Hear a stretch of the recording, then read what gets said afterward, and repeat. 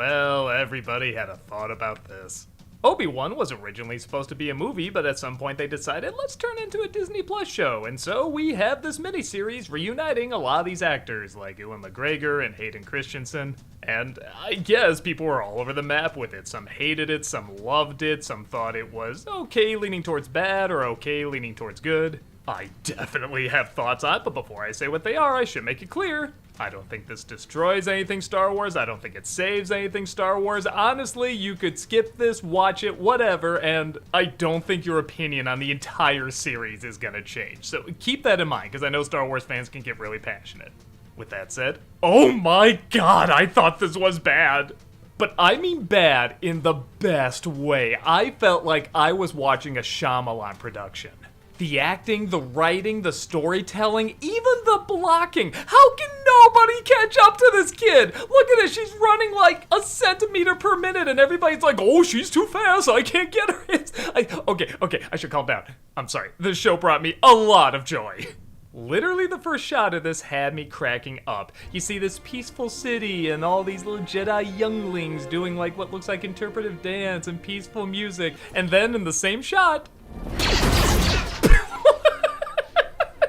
I know that's supposed to be horrific, and on paper maybe it is, but something about the way this was laid out is just the perfect amount of off. The show takes place after Revenge of the Sith, but before A New Hope, and follows Obi-Wan Kenobi, who's put himself in exile. Little does he know, though, that Inquisitors, yeah, I think this is actually the first time we get to see him in live action, are hunting down the rest of the Jedi and anyone that's Force sensitive. And getting roped into the mix is a 10-year-old Princess Leia, who's been kidnapped. Her parents go to Obi-Wan saying, well, he's their only hope. But wouldn't you know it, Darth Vader catches wind of this, voiced again by James Earl Jones. Kinda. I'm pretty convinced they did something to his voice, like maybe what they did with Luke and Boba Fett. I don't know, I actually thought it sounded okay. And it appears they're gonna meet again at last again.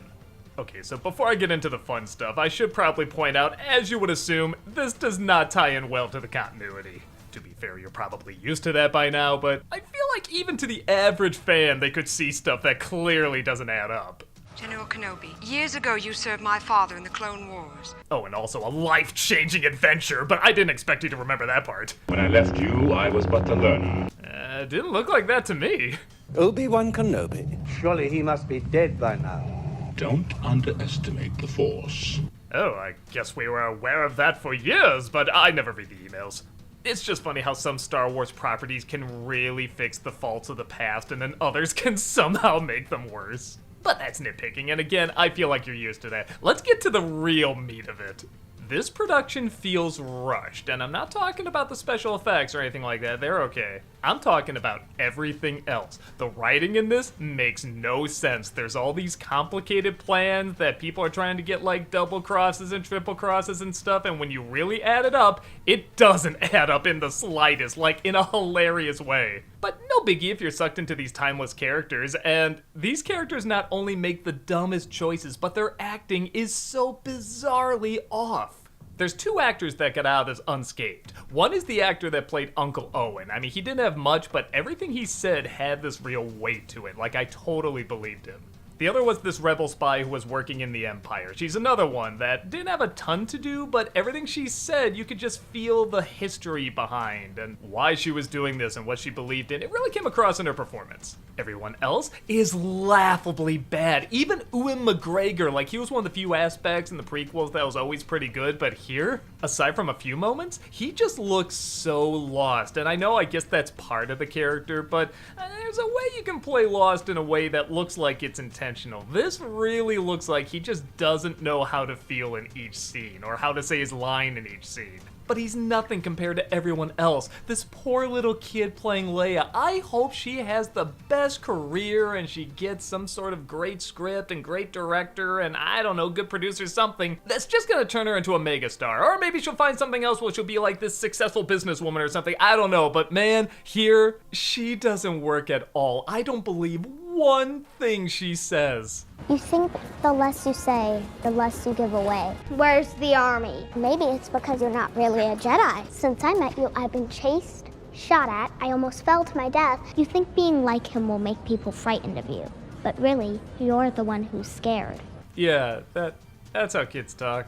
But even she's not the funniest. These Inquisitors, it's like they told every single one of them, say your lines in the most ridiculous way. You are not in charge here. Kenobi is the last ember of a dying age. Send out the probes. Do it. The most believable out of all of them is probably the third sister, and she has the biggest role, but even she's not that great. She has this weird way, like everyone, of saying her lines, where she'll sometimes say her stuff, again, almost like it's a question, but then just randomly yell, and it never sounds convincing. And this is really bizarre because the director is a really good director. This is a person who's done Better Call Saul, Jessica Jones, Mr. Robot, even Mandalorian, so she has experience with Star Wars. The only thing I could put together, and this is just a guess, is that because it was gonna be a movie and they stretched it out to a show, she directed all the episodes, because I don't know, maybe she was gonna direct the movie or something. But that's pretty rare with a show. Even the show's creator, if you look at a lot of these shows, they have a bunch of different showrunners and directors and so forth. It's very rare that one person directs an entire season of something. And this whole production has a feel like it was mad rushed, like they just didn't have time to do a second or third take. Maybe it was the same with the script, because one of the scenes has them sneaking out little Leia in a giant trench coat. Like it's Austin Powers and Mini-Me, just, you can't believe you're watching this. But okay, does anything in this show work? Yeah, there are a few things. It is pretty cool hearing Darth Vader's voice with James Earl Jones again, because I think the last time I heard him was probably Rogue One and he sounded a little weird. Here, even though again, I'm pretty sure they're manipulating his voice somehow, it still sounds good. Most of the shots of the Empire look pretty cool. They do have this real intimidation to them. It was kind of cool seeing that underwater base that I'm pretty sure I saw in Jedi Fallen Order. I do really like what Ewan McGregor says to the children at the end too. I guess I won't give too much away, but it's acted well and it is written well.